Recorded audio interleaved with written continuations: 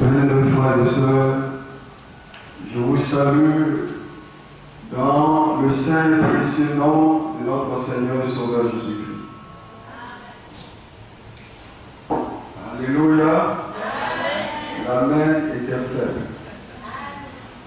Alléluia. Malgré le mauvais temps, vous avez fait l'effort de venir à cette réunion afin de prendre part à ce que Dieu, le Seigneur, fait maintenant avec son peuple. Amen. Je vous souhaite les riches bénédictions de notre Dieu à l'écoute de sa parole. Amen. Lisons à présent le passage de 1 Thessaloniciens.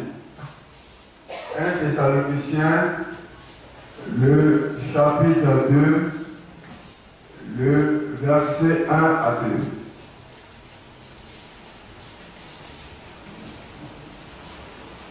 2. 1 Thessaloniciens, chapitre 2, le verset 1 à 2. Vous savez vous-même, frères, que notre arrivée chez vous n'a pas été sans résultat. Après avoir souffert et reçu des outrages à Philippe, comme vous le savez, nous avons pris de l'assurance en notre Dieu pour vous annoncer l'évangile de Dieu au milieu de bien des combats. Que notre Seigneur Jésus-Christ ajoute sa bénédiction à sa parole. Amen. Je crois que c'est dans Ésaïe 55, le verset 10, il est écrit: comme la pluie descend, arrose la terre, donne la sémence au semeur, le pain à celui qui mange, ainsi la parole du Seigneur ne retourne pas à lui sans avoir accompli sa volonté. La parole du Seigneur, lorsqu'elle est envoyée, elle accomplit toujours son effet. Parce que cette parole, elle est vivante et elle est puissante. Amen. En elle se trouve la vie. Amen. Et le sujet de mes frères et sœurs du message de ce soir est prendre de l'assurance en Dieu. Amen. Prendre de l'assurance en Dieu. Amen. Les croyants doivent prendre de l'assurance en Dieu. Ils ne doivent pas perdre courage. Ils doivent prendre de l'assurance en Dieu. Et cela, vous voyez, malgré toutes les épreuves auxquelles ils peuvent être exposés, vous ne devez pas perdre courage. Paul et ses compagnons, au cours de leur voyage missionnaire et pendant l'exercice de leur ministère, ont rencontré de l'opposition. Satan, le diable, a suscité des hommes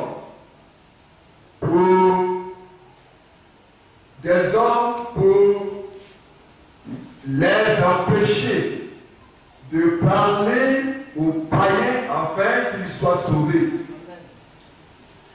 Et ces hommes étaient bien déterminés à entraver, à détruire l'œuvre de Dieu que le Seigneur avait ordonné à Paul et à sa compagnon d'accomplir. Et de ville en ville, Paul et ses compagnons furent outragés, ils reçurent des outrages, des injures, ils ont subi le feu de la persécution. Mais malgré toutes ces épreuves auxquelles ils furent exposés, Paul et ses compagnons ont pris de l'assurance en Dieu. Ils n'ont pas perdu courage. Non. Mais ils ont pris de l'assurance en Dieu. Vous savez, le Seigneur a fait des promesses à son Église. Et l'Église du Seigneur croit toutes les promesses de Dieu. Dans Ésaïe, dans le livre du prophète Ésaïe, il est écrit: une mère oublie-t-elle le fruit de ses entrailles? Ce serait incompréhensible qu'une mère oublie le fruit de ses entrailles, vu tout ce qu'elle a enduré comme souffrance pendant les mois de sa grossesse. De même, il serait très incompréhensible de la part de notre Dieu d'oublier ses enfants dont il a acquis le salut au prix de son propre sang. Le Seigneur ne peut guère oublier ses rachetés. Ceux qu'il a rachetés par son sang précieux. Il a dit: une mère oublie-t-elle le fruit de ses entrailles? Même si elle le faisait, moi le Seigneur, je ne vous oublierai pas. Amen. Amen. Le Seigneur est fidèle. Et les enfants de Dieu croient chacune des promesses du Seigneur. Alléluia. Parce que celles-ci sont oui et amen. Bien aimé, le Seigneur a fait des promesses. Et tous les enfants de Dieu prennent part à ces promesses. Et au cours de leur voyage missionnaire, Paul et ses compagnons ont été éprouvés. Ils ont rencontré de l'opposition. Mais ils n'ont pas perdu courage. Bien aimé, Paul et ses compagnons n'auraient pas effectué ces voyages s'ils n'avaient pas l'assurance que le Seigneur était avec eux. Ils avaient la ferme conviction que le Seigneur Dieu était avec eux. Quel était le mandat de leur envoi? Prêcher la vraie parole de Dieu aux enfants de Dieu et amener toutes les nations à obéir au Seigneur. C'était là le mandat de leur envoi. Et Paul et ses compagnons, vous voyez, étaient à l'œuvre. Ils étaient au service de Dieu. Et ils exerçaient le ministère pour lequel le Seigneur les avait appelés. Et ils n'avaient donc pas peur. Paul et ses compagnons n'avaient pas peur. Parce qu'ils avaient la ferme conviction que le Seigneur qui les avait envoyés allait prendre soin d'eux. Peu importe l'adversité.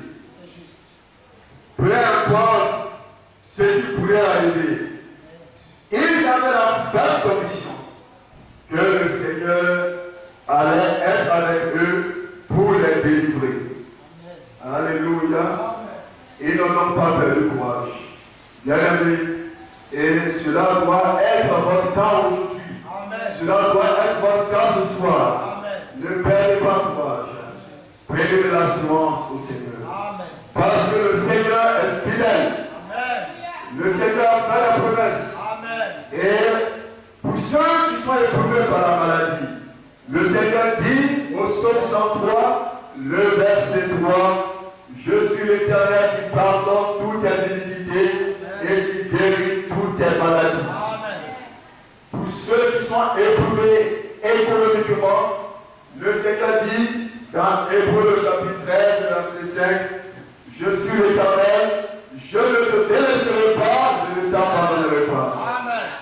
Et pour ceux qui subissent le feu de la persécution, notre Dieu a fait cette promesse dans le psaume 58, le verset 11 à 12. Le juste sera dans la joie en voyant la vengeance. Il baignera ses pieds dans le sang des méchants. Oui, il est un Dieu qui juge la terre. Alléluia. Amen. Ce sont là quelques-unes des promesses que le Seigneur a fait à ses enfants. Bien aimé. Ainsi, Paul et ses compagnons croyaient les promesses de Dieu. Ils étaient fermement convaincus que le Seigneur était avec eux. Et que le Seigneur, vous voyez, était capable de les délivrer de la main de leurs ennemis. Ils n'ont pas eu peur. Vous voyez, Paul et ses compagnons n'ont pas regardé aux circonstances. De nos jours, beaucoup de chrétiens, beaucoup de croyants regardent aux circonstances. Bien aimé. Mais celui qui regarde aux circonstances, vous voyez, finira par douter du Seigneur. Et donc finira par s'enfoncer comme la paupière. Alléluia.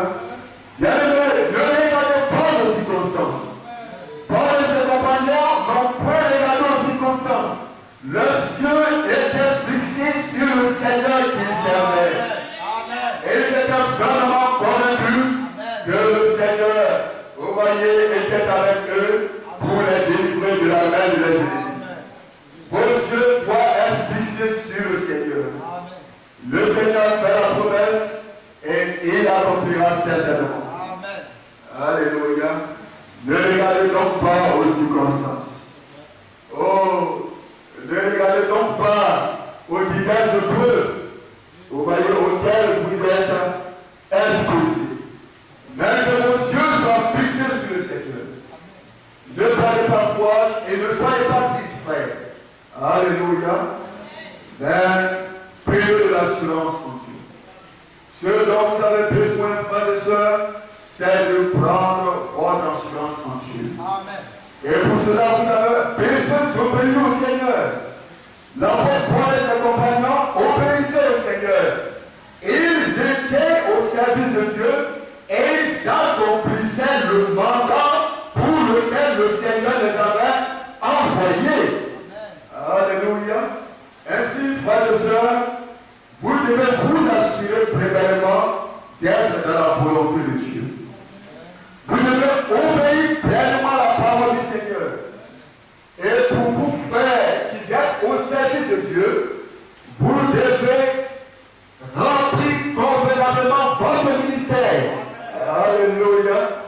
Et si, vous voyez, le Seigneur, vous voyez, prendra soin de vous. Paul et ses compagnons accomplissaient l'œuvre pour laquelle ils étaient appelés par le Seigneur. Et ils n'avaient pas à s'inquiéter. Alléluia. Et ils savaient que le Seigneur se chargeait du reste. Alléluia. Et en ce qui les concerne, vous voyez, tout ce qui leur préoccupait était d'accomplir le ministère pour lequel le Seigneur les avait appelés. Prêcher la vraie parole de Dieu aux enfants de Dieu, amener toutes les nations à obéir au Seigneur. C'était là leur ministère. Alléluia. Bien aimé, ils ne s'inquiétaient point de ce qu'ils allaient manger, de ce dont ils seraient vêtus. Non, non. Aujourd'hui, il y a des croyants qui se préoccupent de ce qu'ils vont manger, de quoi ils seront vêtus. Il y a même des croyants qui sont incertains de leur avenir au dernier. Notre vie se trouve entre les mains du Seigneur. Amen. Toutes nos destinées se trouvent entre ses mains, frère. Alléluia. Bien-aimé, c'est cela. Et Paul et ses compagnons, vous voyez, étaient à l'œuvre. Bien-aimé. Et quant au reste, le Seigneur lui-même s'en chargeait. Bien-aimé, c'est cela. Le Seigneur se charge de faire le reste. Tout ce que le Seigneur vous demande, c'est votre obéissance à sa parole. Et le reste, le Seigneur lui-même s'en charge. Amen. Alléluia. Amen. Rien ne peut vous arriver sans que le Seigneur ne l'ait permis. Par le Seigneur, frère, aucun malheur ne peut vous arriver sans que le Seigneur lui-même ne l'ait permis. Et si le Seigneur permet qu'il ne peut vous arriver, alors il vous donnera la force et les moyens de le surmonter. Amen. Si le Seigneur permet qu'un malheur vous arrive, il vous donnera la force et les moyens de le surmonter. Il est fidèle, frère. Amen. Alléluia. Alors, n'ayez pas peur, ne soyez pas tristes. Alléluia. Obéissez au Seigneur. Amen. Et le Seigneur fera le reste. Vous n'avez pas à vous préoccuper, vous voyez, de ce que l'ennemi peut faire, de ce que l'adversaire peut se préoccupait point de ces choses. Ce que pouvait faire l'ennemi, ce que pouvait faire tel ou tel, cela n'était pas leur préoccupation. Leur préoccupation était d'accomplir la volonté de Dieu. Alléluia. Et ça doit être, frères et sœurs, votre préoccupation. Accomplir la volonté du Seigneur. Obéir pleinement à Dieu. Le reste, le Seigneur s'en charge. Alléluia. Le Seigneur s'en charge divinement. Frère, il a fait la promesse et il est fidèle.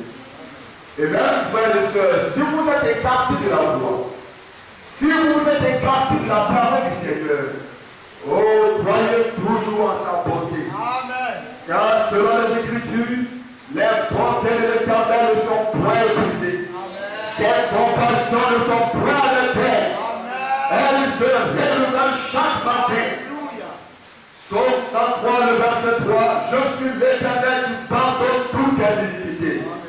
Alléluia.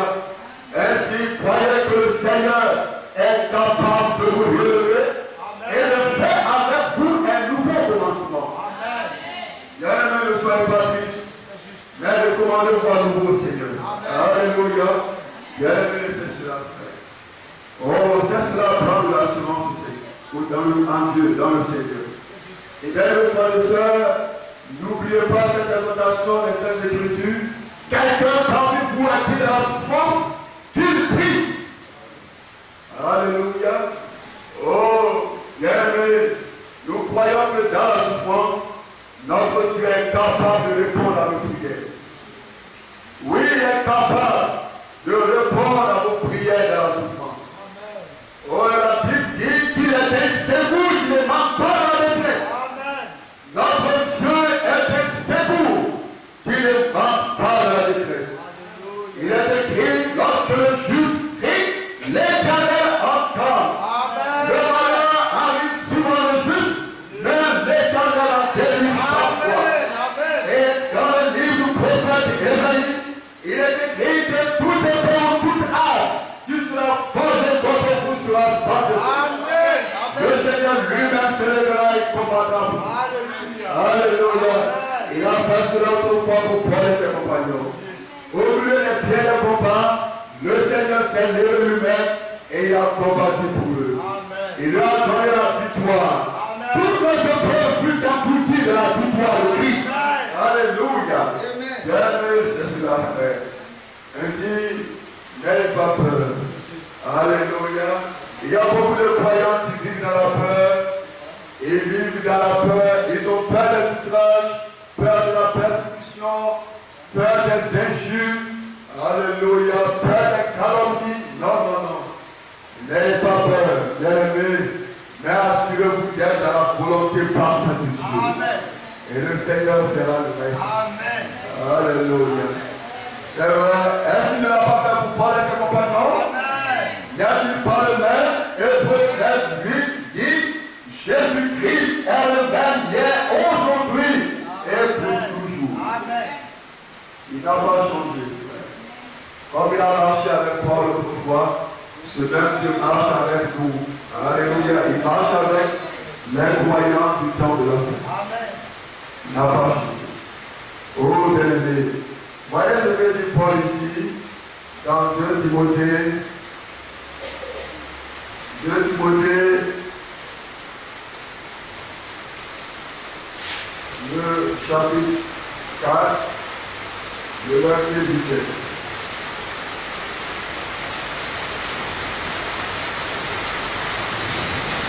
C'est le Seigneur qui m'a assisté et qui m'a fortifié, afin que la prédication soit accomplie par moi. Je voudrais commencer le verset 16.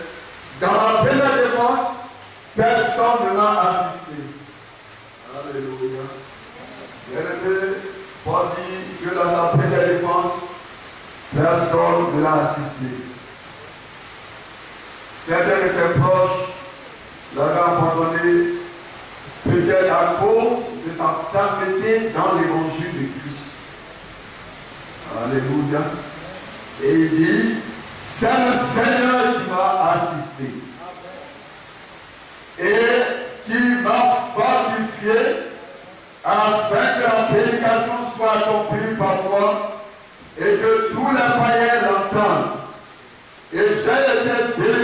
la gueule du lion. Le lion est un redoutable prédateur. Voyez-le déchirer sa proie. Alléluia. Même si Paul dit ici que le Seigneur l'a délivré de la gueule du lion. Oh, bien-aimé, peu importe l'adversité. L'adversité peut paraître très lutte, mais croyez que le Seigneur est capable de vous délivrer. Et il dit, le Seigneur me délivrera de toute œuvre mauvaise. Cela dit, même si les hommes vous ont tendu des embûches, afin que vous tombiez, le Seigneur est capable de vous délivrer de toute œuvre mauvaise. Paul dit, le Seigneur me délivrera de toute œuvre mauvaise et il me sauvera pour me faire entrer dans son royaume céleste. En d'autres termes, Paul a exprimé qu'il allait prendre part à l'enlèvement de l'épouse de Christ. Alléluia. Bien-aimé, c'est cela. Le Seigneur l'a délivré de toutes ses frayeurs. Le Seigneur l'a délivré de toutes ses épreuves.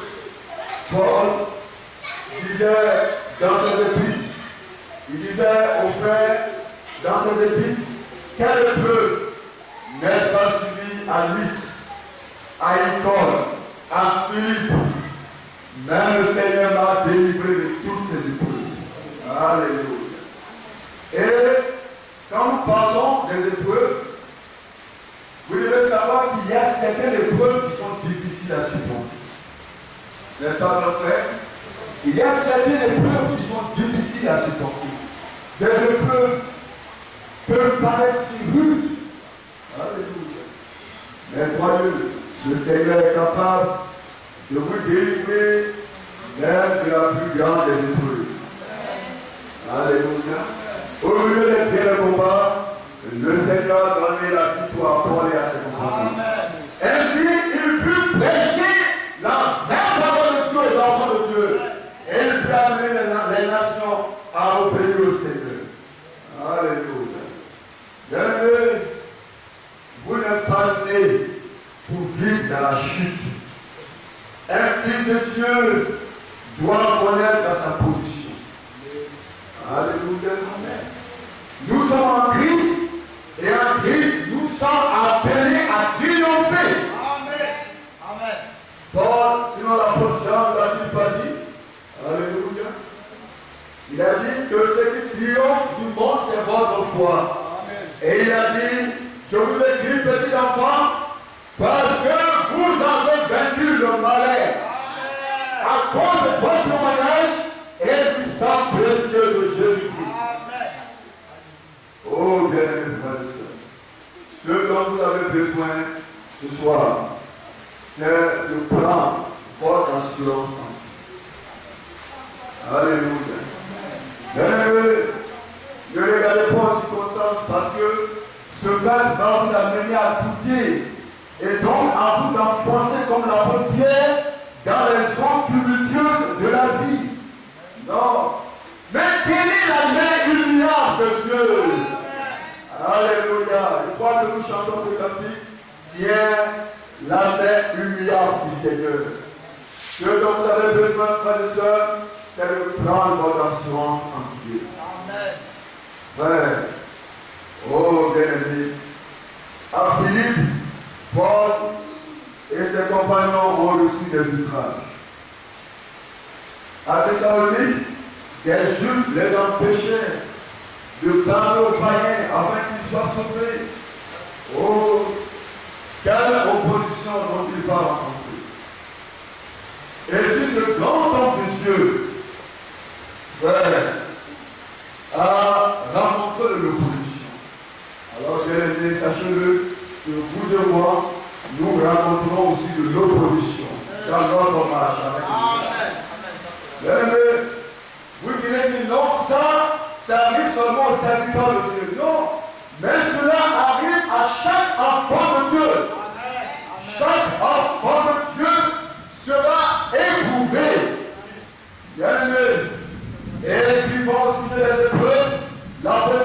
doit savoir que les épreuves de la foi sont un sujet de gloire pour les enfants. Amen. Parce que c'est la preuve que le Seigneur est avec vous. Amen. C'est juste. Alléluia. Bien-aimé, si vous n'êtes pas éprouvé, c'est que vous n'êtes pas un enfant de Dieu. Alléluia. Bien-aimé, c'est cela. Alors, au milieu de les épreuves, Paul et ses compagnons ont rendu gloire au Seigneur. Oh, ainsi, bien-aimé, vous devez rendre gloire au Seigneur. Amen. Pour chaque situation, Amen. même pour les situations critiques, rendez gloire au Seigneur. Alléluia. Parce que toute notre vie se trouve entre les mains du Seigneur. Toute notre destinée se trouve entre les mains du Seigneur. Il y a bien des croyants qui vivent dans le doute et qui ne sont pas satisfaits dans le Seigneur. Alléluia. Et qui même croient que le Seigneur ne les aime pas, que Dieu les a abandonnés. Mais frère, je suis ici pour vous dire, n'ayez pas de telles pensées dans votre cœur. Parce que notre Dieu est fidèle. Alléluia.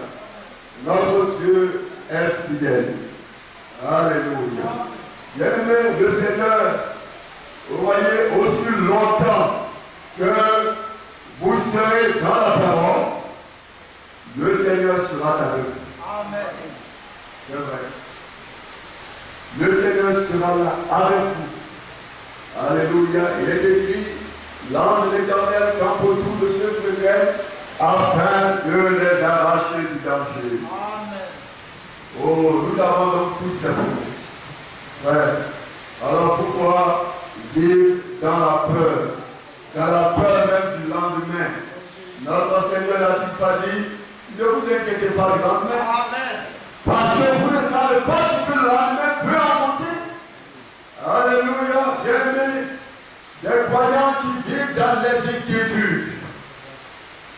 Comme si notre Dieu n'était pas capable. Amen. Comme si notre Dieu n'était pas puissant. Alléluia. Bien-aimés, ils vivent dans le doute, ils sont irrésolus.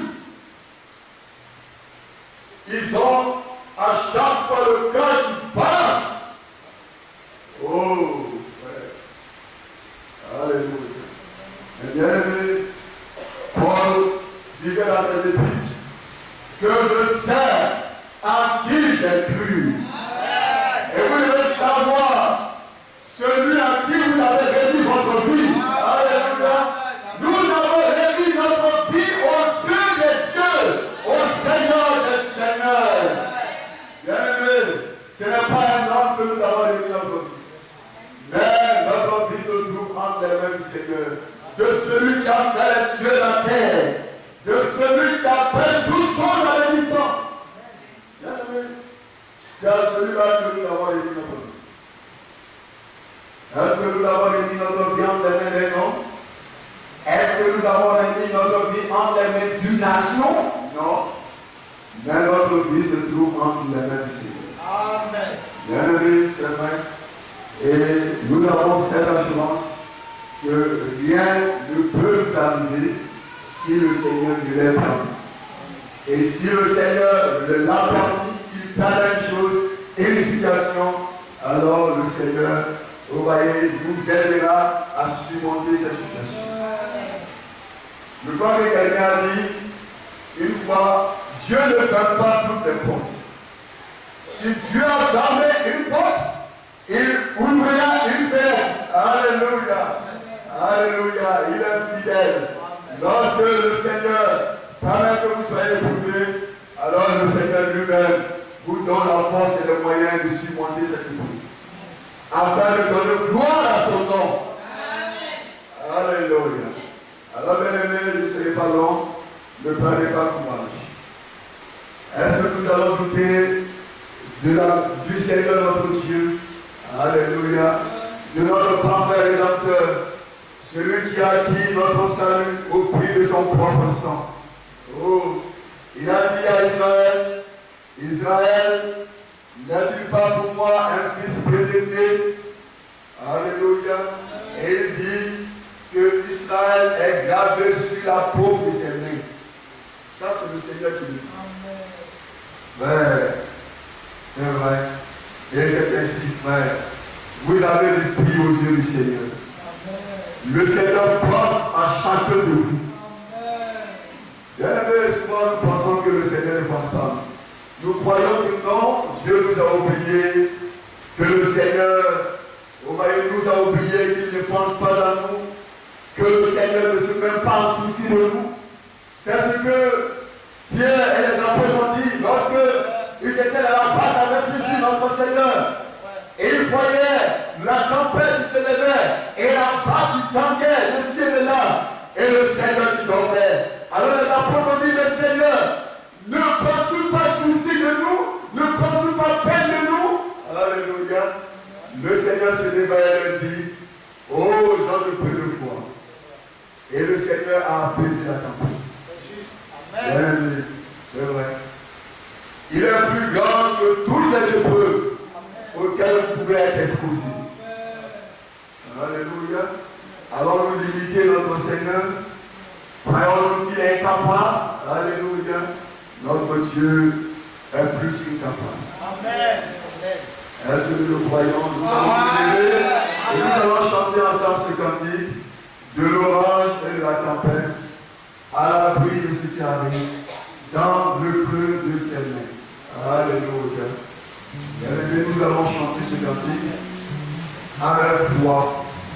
Nous allons chanter ce cantique avec beaucoup de foi. Dans le creux de ses mains.